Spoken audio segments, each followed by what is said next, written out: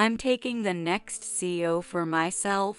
Here, pick up the $1,000 alimony.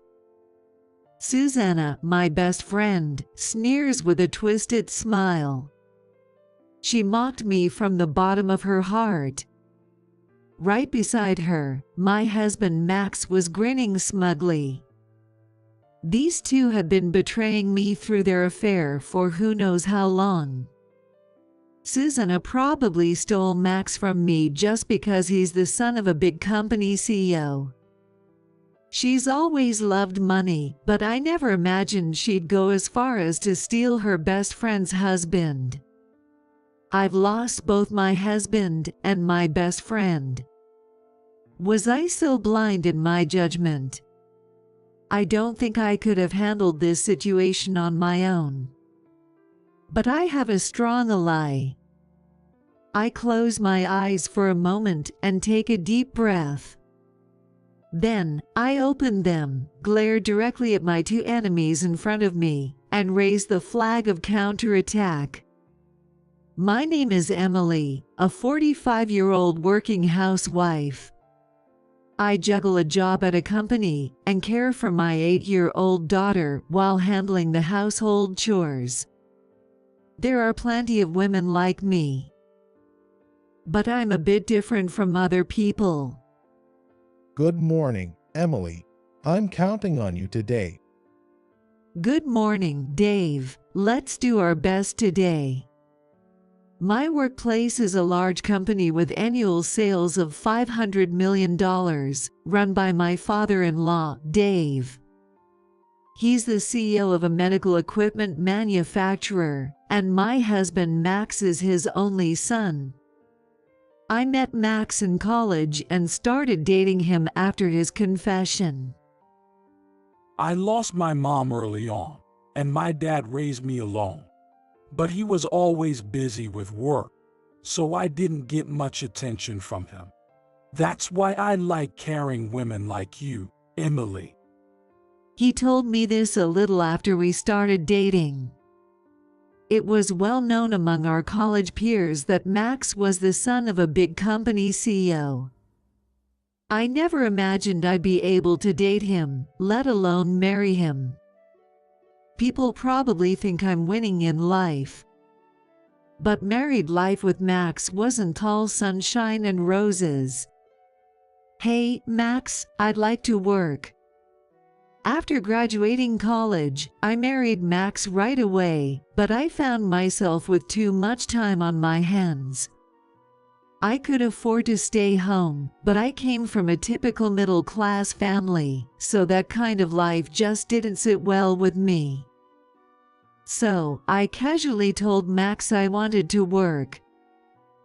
You're married to the CEO's son of a big company. If someone like you starts working outside, people will start rumors that the company is in trouble. Have some self-awareness, will you? He rejected my idea with a look of disdain. Before we got married, Max said he liked caring women. But he meant a woman who would cater to his needs. After marriage, he treated me like a servant and bossed me around. I wanted to work to escape that, but my wish fell on deaf ears. After the wedding, I spent my days with nothing but sighs. You seem down. Dave. One day, Dave returned home late after work and noticed me sulking in the corner of the living room. I couldn't help but spill everything to him. I see. I raised him as a single dad, so maybe he became spoiled with family because I couldn't give him much attention. Maybe. Isn't he a bit too spoiled, though? I fought, but I couldn't say that in front of Dave. I answered vaguely, and Dave smiled wryly before making this proposal.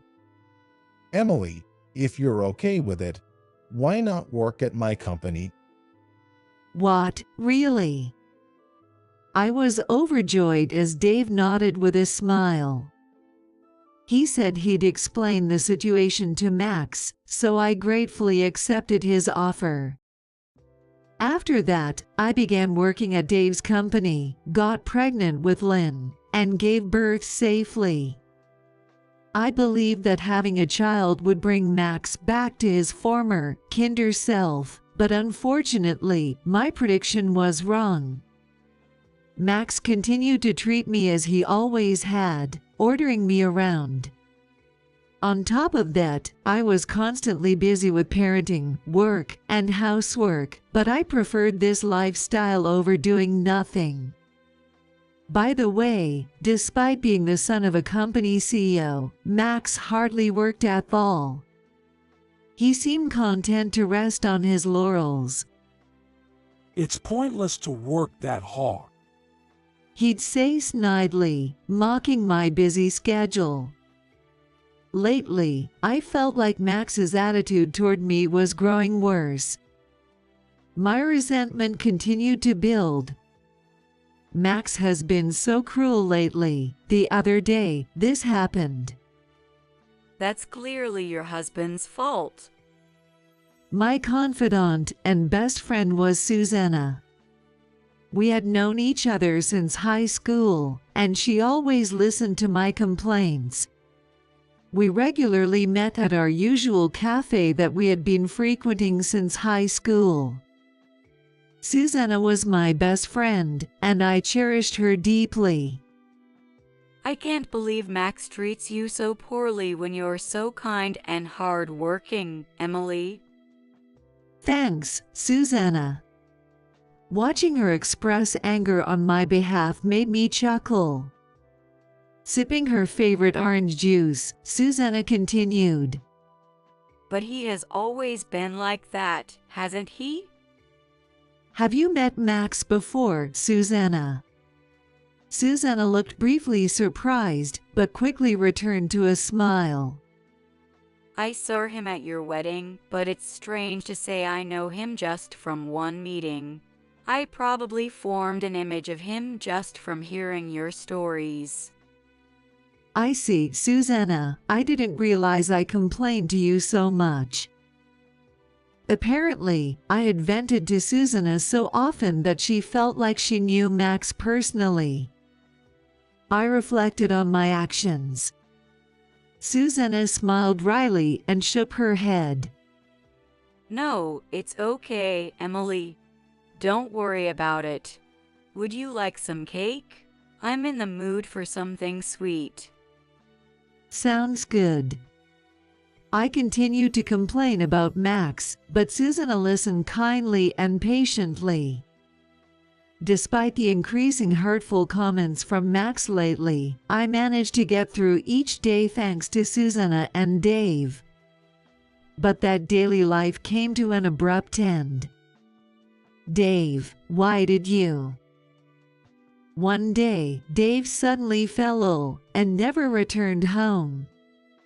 I took care of him in the hospital, hoping for his recovery, but my wishes went unanswered.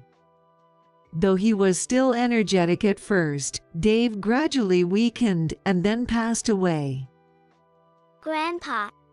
Lynn, who adored Dave, wore a sad expression. She had always accompanied me to the hospital and helped care for Dave. Meanwhile, as for his own son, Max. Since you're visiting the hospital, I don't need to go, right? He didn't visit Dave even once, nor did he show any sorrow when Dave passed away. I'm not really into this stuff, so I'll leave it all to you. He dumped all the arrangements for the funeral and paperwork on me. With help from Dave's legal advisors and employees, I managed, but I was dumbfounded by Max's selfish behavior. He did attend the funeral as Dave's only son, but he didn't pay respects afterward and continued to come home late every night. Hey, I'm back. That day, Max returned home late as usual, and I looked at him with exasperation. Lynn had just finished her bath and was preparing for bed. Max's face was flushed, likely from drinking somewhere. Daddy, you smell like alcohol. Lynn muttered with a look of dismay, much like mine. Max, it hasn't even been half a month since Dave passed away. Where do you go every single day? I finally couldn't stand it any longer and confronted Max, but he just twisted his face in annoyance. It's my life. I can go where I want.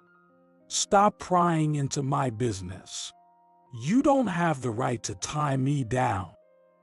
But Dave just passed away. So what? I have to stay home all the time. Being around your sad face makes me feel crazy. His unreasonable words made me snap back without thinking. Remember when I wanted to work, you told me to act like a CEO's son's wife with awareness. How about you start acting like a CEO's son? What will people think if you keep wandering around after your father just died? Whoa. In the middle of my sentence, Max threw his bag at me in anger. Fortunately, the bag didn't hit Lynn or me and fell to the floor instead. Max glared at me with fury in his eyes. Don't talk big to me. Next time you talk back, I won't let it slide. With an angry look, he stormed out of the living room. Left behind were only Lynn and I, stunned. Mom, are you okay? Lynn, who came to her senses before me, looked at me with concern. I forced a smile and turned to her. I'm okay. I'm sorry you had to face something bad, Lynn. It's not your fault, Mom.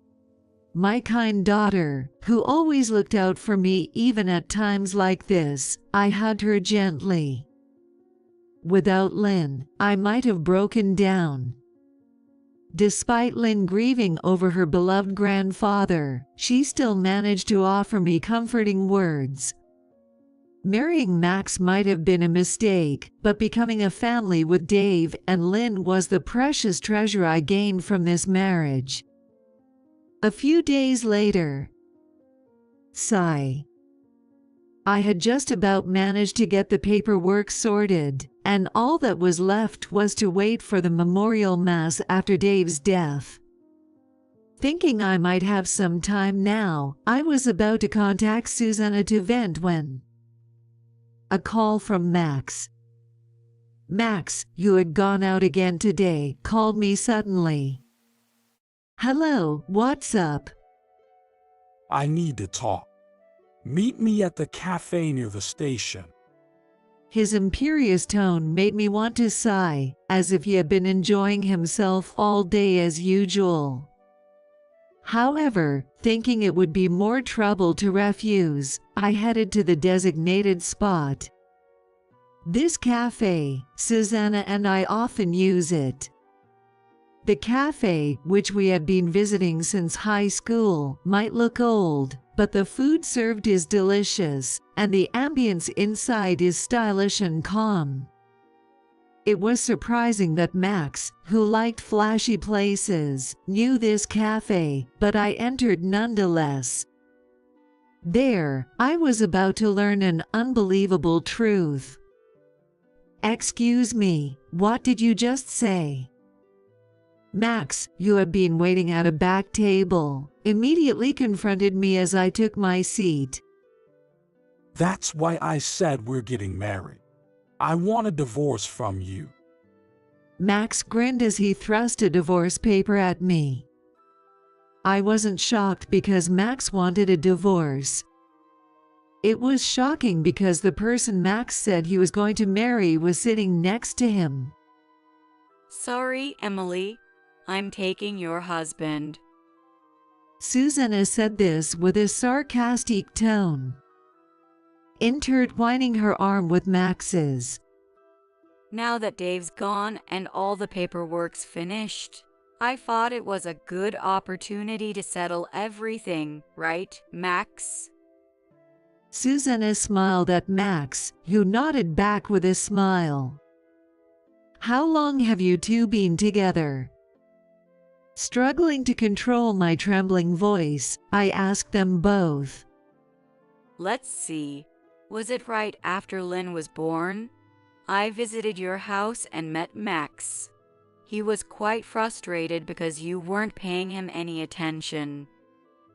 Susanna spoke with a sneering smile, making crass remarks. It was an ugly grin that I had never seen before. You should start packing to leave. Out of pity, I'll let you stay in the house until you're ready. I'm going to Susan's place, so contact me when you're done. There was more I wanted to ask, but they quickly left a cafe after placing the divorce papers on the table. I stared at the divorce form, which Max had already signed, and let out a small sigh. I carefully folded the divorce papers and placed them in my bag, then took out my phone to call someone. A few days later, Are you done preparing to leave? Max returned home for the first time in a long while. After that day, he really moved into Susanna's place and had not come back to this house even once.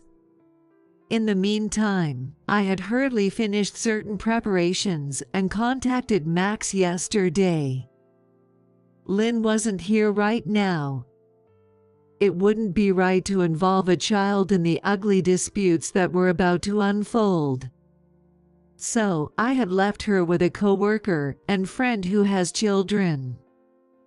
Lynn is very attached to her and gets along well with her children, so she must be having a good time right now. This house, it's been a while since I've been here. It's always such a grand home. To think I'll be living here from now on, it's just perfect. A plain woman like you doesn't deserve a place like this. Susanna, cheerful and uninvited, was at Max's side. I didn't call Susanna, but she followed Max. Even as she hurled insults at me, she kept a smile on her face. She seemed quite pleased that, by divorcing me, she would become the wife of the CEO. Please, take a seat. I led them to the living room, and they looked surprised. Who is this? Don't let strangers into my house without permission. So, you've been cheating too. Guess it's fair then, right?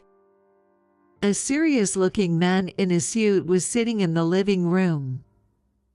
He didn't even flinch at their disrespectful words. Don't be rude. This man was someone I had invited, certainly not an affair partner. Ignoring their petty provocations, I took my seat. So, are you ready to get divorced? Yes, I have the divorce papers right here. I presented the completed divorce papers, and they both smirked. At least you're prepared. Do you understand what's going to happen to you now? You'll no longer be a CEO's wife. You'll lose everything, such as money and a place to live. What awaits you is a bleak future after Max has discarded you. Susanna gloated triumphantly, and I calmly replied, Susanna, let me ask you one thing. Why did you have an affair with Max? Well, isn't it obvious? Max is the heir to a large corporation. If I marry him, I'll never have to worry about money. Hearing this, I understood internally. She had always been fond of money. Even spending her student days engrossed in part-time jobs, letting her grades slip. Even as an adult, I thought her greedy for money, but since Susanna was my friend, I never reproached her. Looking back, perhaps if I had cautioned her then, things might not have turned out this way. But it was all too late now. Hearing her words, Max shrugged exaggeratedly and wrapped an arm around her waist. Hey, you're just after my money. Oh, I do love you, of course, just as much as I love your money. With a raucous laugh, Susanna turned back to me. Then, as if to prove her point, she pulled out a wad of cash from her bag and tossed it in front of me with a thud. That next CO is mine. Here, take this $1,000 for your divorce. You'll be penniless afterward, so consider this a special gift. How crude these people are. I grimaced at their despicable behavior and thought of a good comeback. Just then, the man in the suit sitting next to me shook his shoulders. Moments later, he clutched his belly and burst into laughter. What the hell? Max let out a surprised gasp. Beside him, Susanna had a puzzled expression. Sorry, my apologies. You just seem to have no grasp of your own situation, so I couldn't help myself. Wiping away tears, the man took out a business card holder. He handed them each a card and introduced himself. Nice to meet you both. I'm John, an attorney who worked with the late CEO Dave. Attorney. Susanna was bewildered. Max looked puzzled, as if he hadn't expected attorney to be in attendance. Then John dropped a bombshell that made them nearly jump out of their seats. So, you're Susanna, Max's mistress. You think he'll become the CEO's wife, but that's a huge misunderstanding. The heir is Emily, and Max is unemployed. John's words left both of them gaping in shock. Watching their faces, I remembered something.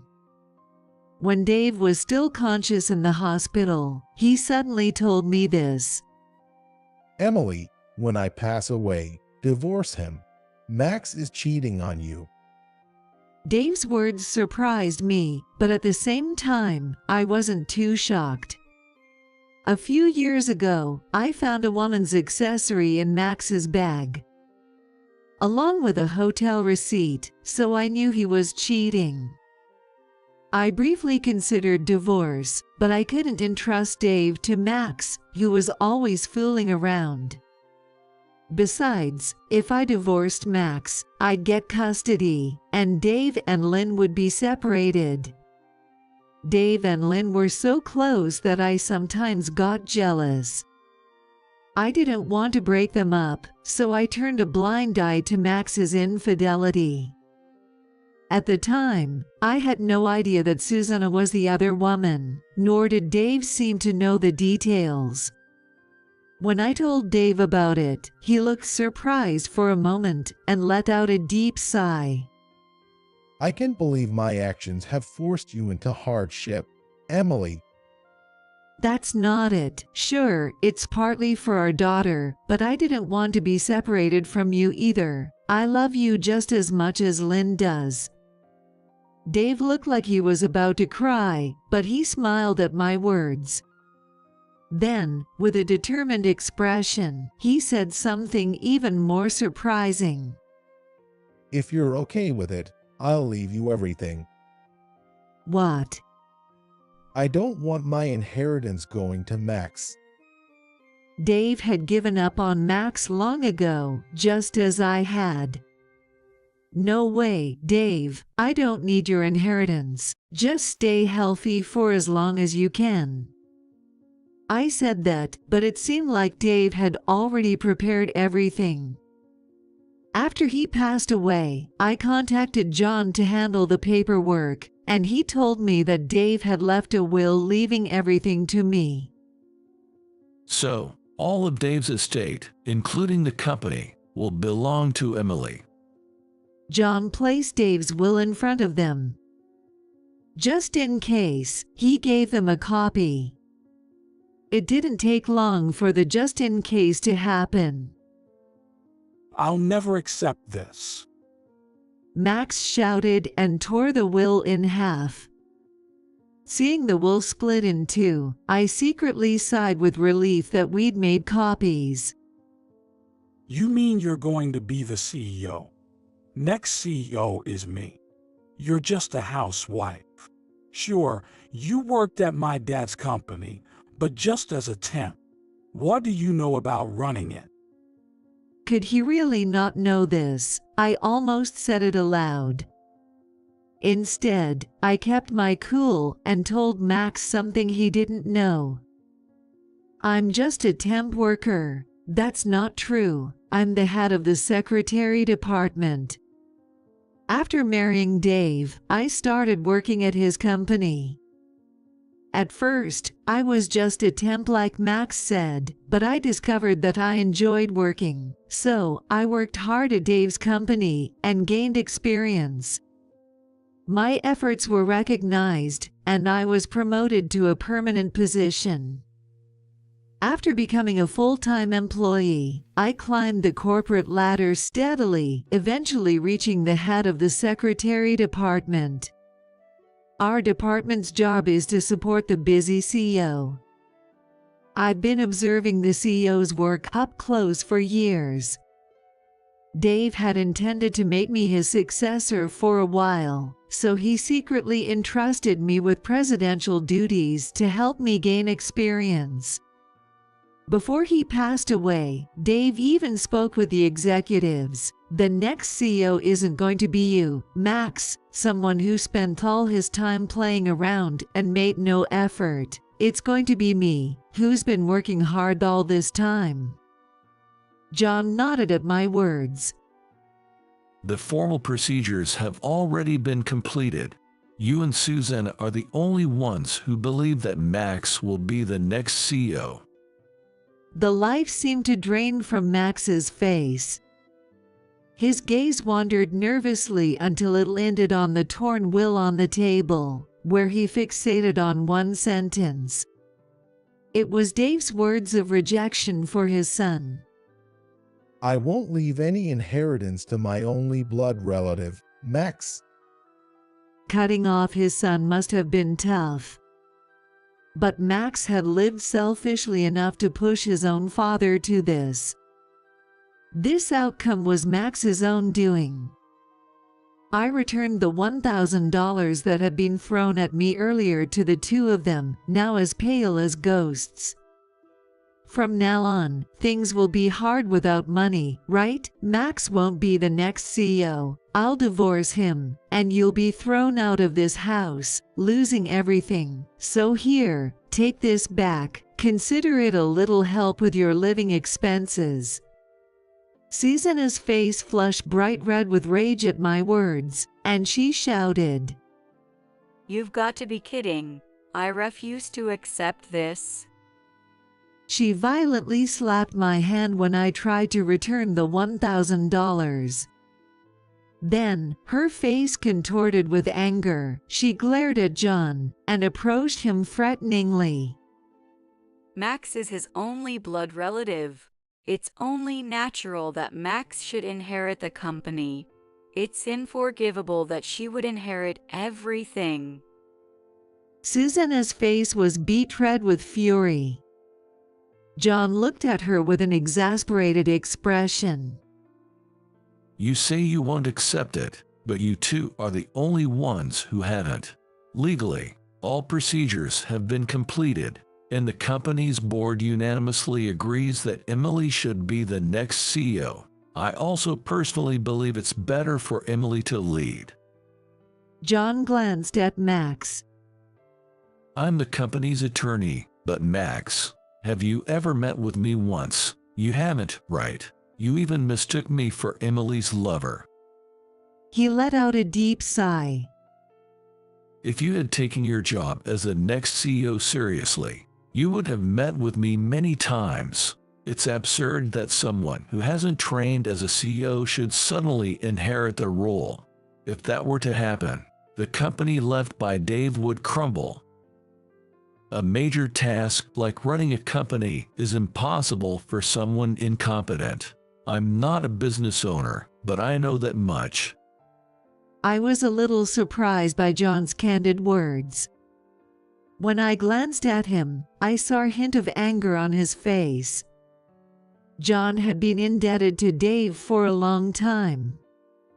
When John was just starting his law firm and struggling for work, Dave had given him business, helping him stay afloat.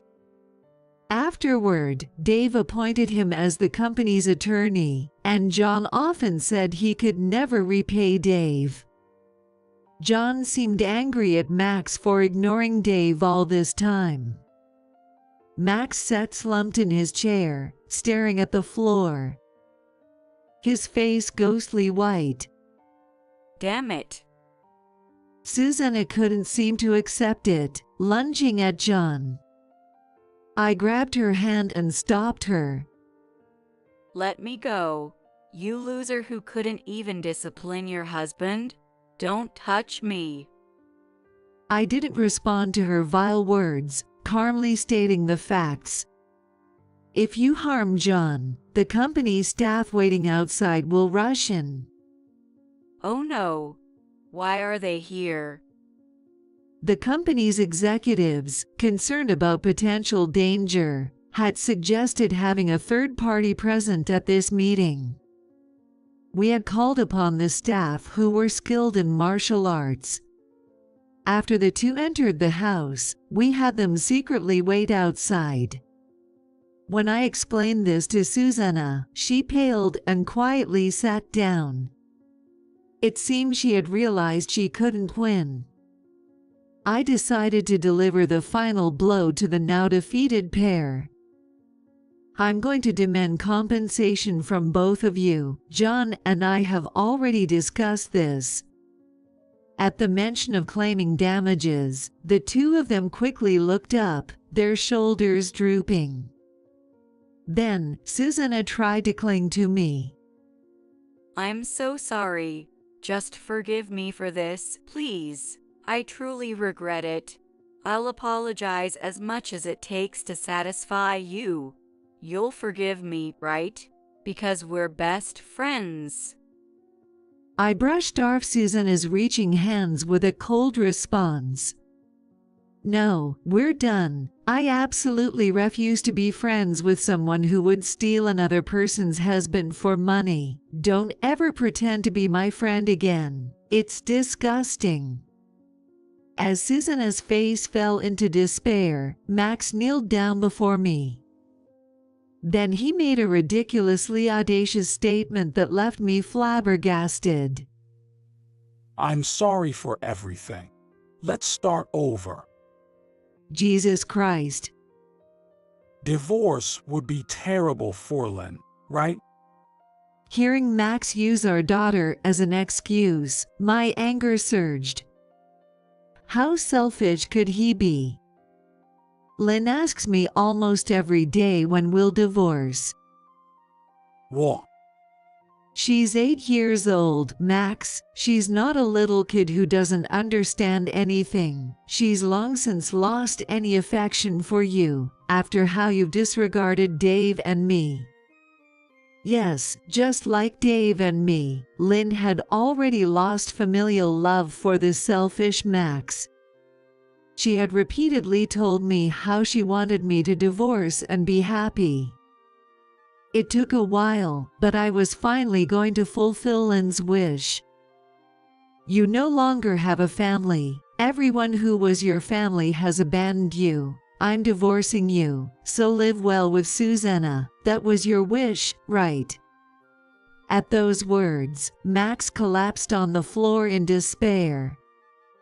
Susanna also sat down abruptly, covering her face with her hands and sobbing softly. Later, when I tried to kick them out, they were too busy despairing and crying to leave. So, I asked the company staff waiting outside for help, and they managed to get them out. This house, too, was left to me by Dave. The ownership is already in my name, and it's no longer theirs. I plan to continue living here, cherishing the memories of Dave and with my beloved daughter. Thanks to John, we were able to complete all the procedures for the claim for damages smoothly.